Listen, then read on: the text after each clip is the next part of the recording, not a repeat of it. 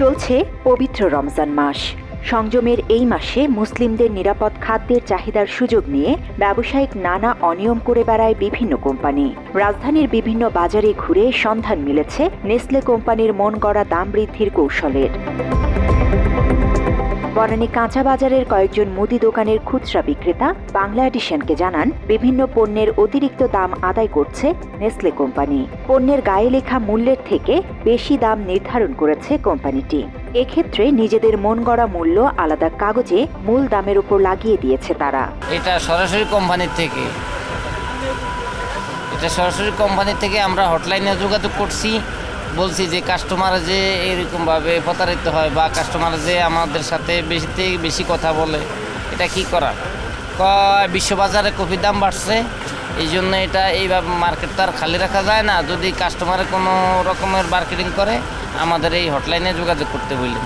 এটা ভ্যাট বাড়ানোর পর ওরা আলাদাভাবে স্টিকার, নিজেদের পুরান মাল থাকা অবস্থায় আলাদাভাবে স্টিকার তারা কোম্পানি যে ডিলার উনি লাগায় রাখছে। এই যে 220 টাকার মাল 275 টাকা এমআরপি করছে স্টিকার লাগায়। অন্য কোটাগুলোও এরকমই, আপনার যেটা ছিল 410 টাকা সেটা এখন বর্তমানে 470 টাকা করছে, যেটা ছিল আপনার 100 টাকা সেটা 150 টাকা করছে। নেসলের বিক্রয় প্রতিনিধিদের সঙ্গে এ নিয়ে তর্কে জড়িয়েও কোনো সমাধান পাননি মুদি দোকানিরা। বাজারে নির্দিষ্টভাবে নেসলের বিরুদ্ধে কোনো অভিযান পরিচালনা করেনি জাতীয় ভোক্তা অধিকার সংরক্ষণ অধিদপ্তর, এমন অভিযোগও করেন ব্যবসায়ীরা। এটা নিয়ে আমরা কয়েকবার কোম্পানির বিল পর্যন্ত আটকে রাখছি, আমরা মার্কেটের কয়েকজন মিলে। এই কফি অফরাইকা স্টিকার লাগানো কেন? পরে বলছে এটা স্টিকার লাগানো মাল ভবিষ্যতে আর দিবে না। এরা কেউ কিছু করে নাই, এমনকি ম্যাজিস্ট্রেট ভোক্তা অধিকারের কেউ কিছু বলে নাই।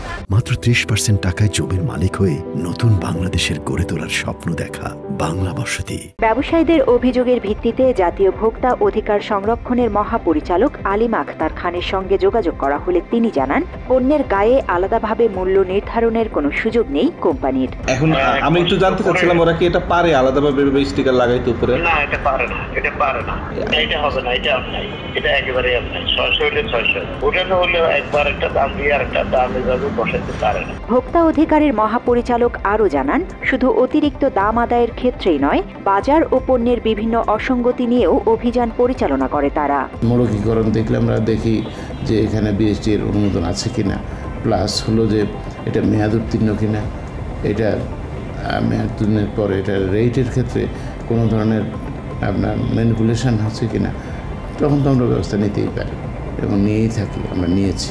অন্যদিকে Bangladesh standards and testing institution বা বিএসটিআই এর দায়িত্বরত এক কর্মকর্তা জানান, কোনো কোম্পানি যদি নিজেদের মতো করে পণ্যের গায়ে দাম নির্ধারণ করে দেয়, তাহলে অবশ্যই তাদের জাতীয় দৈনিক পত্রিকায় আগে থেকে বার্তার মাধ্যমে সেটি জানাতে হবে।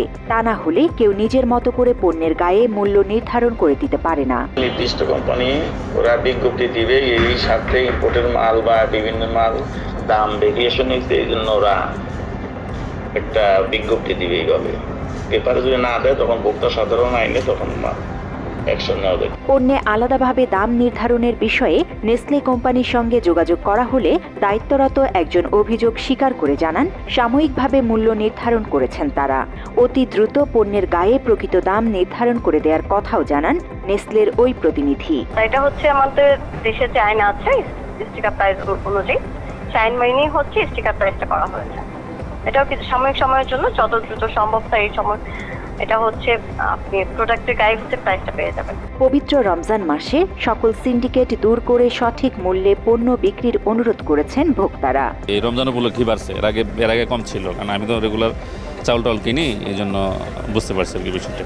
দেশের যে অবস্থা, সরকারের মনে করেন যে বাজার মনিটরিং ব্যবস্থাটা একটু জোরদার করা উচিত। জান্নাতুল ফেরদৌস তমা, বাংলা এডিশন।